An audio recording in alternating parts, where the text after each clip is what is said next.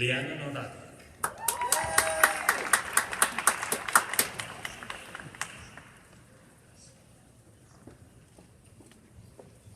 Rosmaria Pasqualini.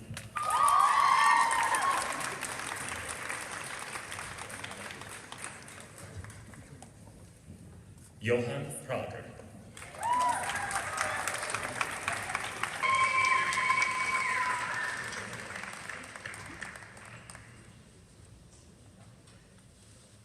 Concurrent with Faculty of Social Sciences and Humanities.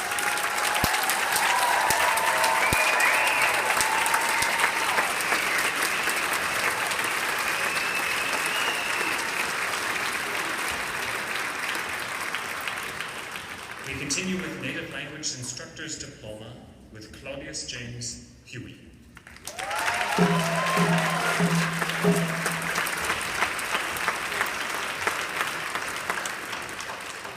That concludes our Native Language Instructor's Diploma, and Mr. Chancellor, that concludes the presentation of all of the graduates from the Faculty of Education.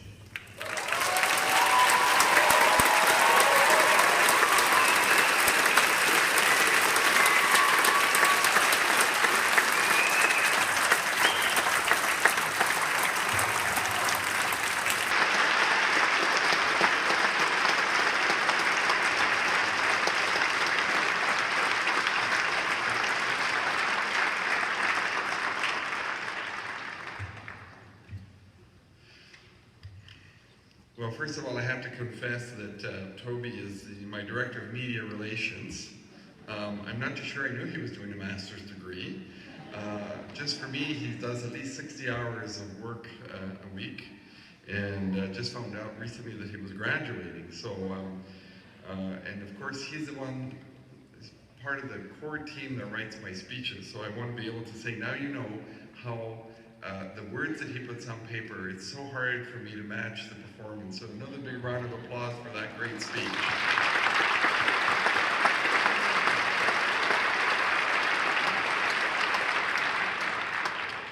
Mr. Chancellor, I have the honor to introduce Mr. Robert Jameson, representing Lakehead University Alumni Association. Thank you, sir.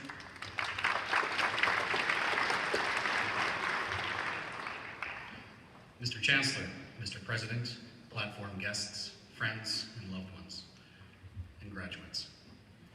It is truly an honor for me to be here this morning in order to celebrate with you on your special day. It is also my privilege, on behalf of the 56,000 alumni stationed around the world, to congratulate you and officially welcome you as a graduate into the Alumni Association of Lakehead University. This is an exciting year at Lakehead University. As you've heard, not only are we celebrating our graduation this weekend, which is an important event in your lives and those associated with you, we are also celebrating the 50th anniversary of Lakehead University. We have a number of events taking place throughout the year in Canada and around the world to celebrate our anniversary. Critical to our delivery as an association are the various chapters that exist in centers such as Toronto, Calgary, Simcoe County, and Ottawa. It is an area where we believe expansion is critical to our success as an association, so that our alumni members have opportunities to engage, celebrate, and share within their own communities.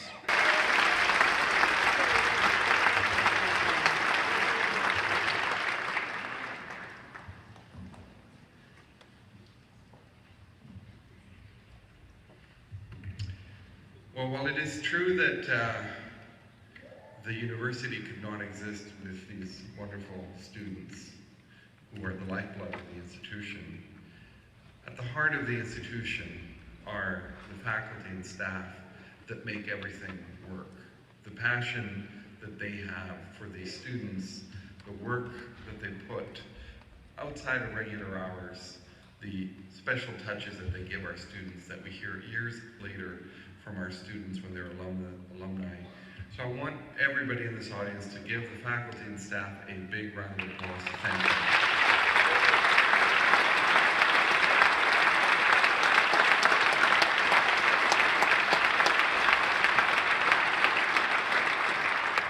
Now I will ask all of the graduates now to please stand. Now, all of you got here through your own particular road, and all of you made it here, and all of you made it to this event today with family and friends that have supported you. This is the moment where you face all of your family and all your friends, and you thank them with a big round of applause. That has to be very loud too. A big round of applause.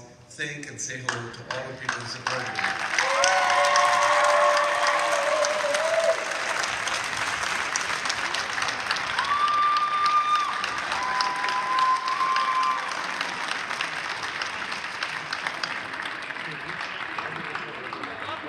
Thank you very much, parents, family, friends. You can sit down now. I know there's going to be a lot of redecorating of rooms, but you might have to wait for a little while. They may come back home, as I'm told.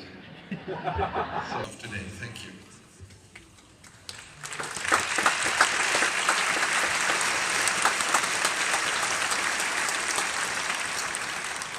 Believe me, we're almost done.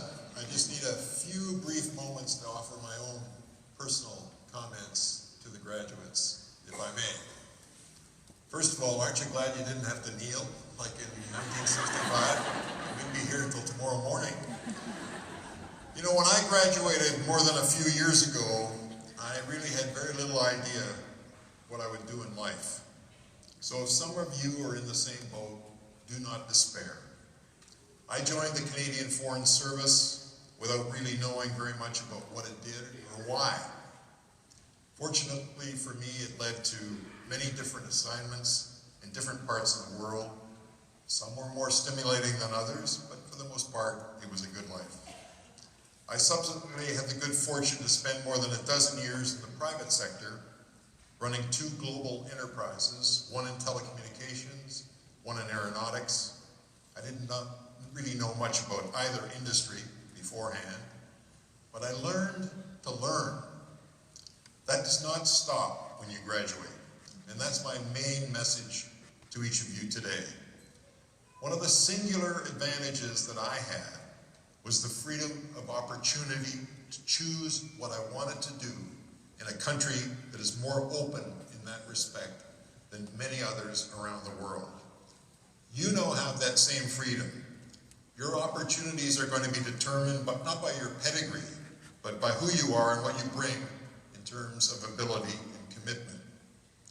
Throughout my education and my subsequent careers, my mother's persistent advice to me was, whatever you choose to do, and believe me, she was quite bewildered by some of the choices I made, do it to the best of your ability.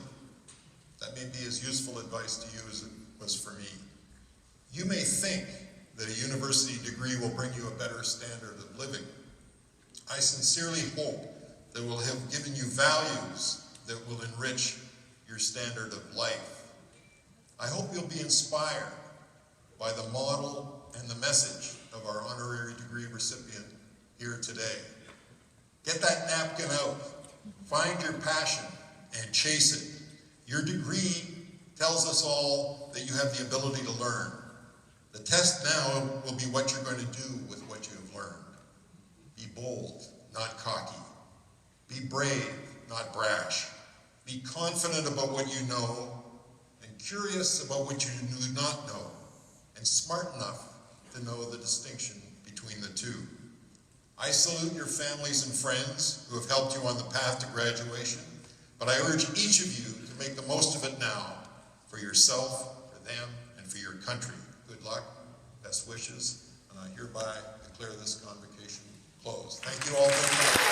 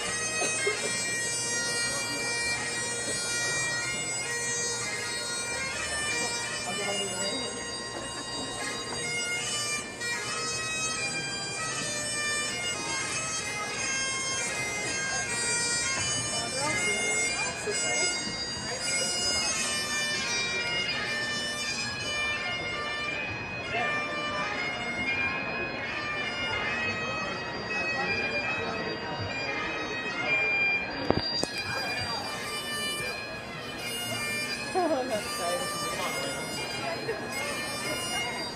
up? Vienna.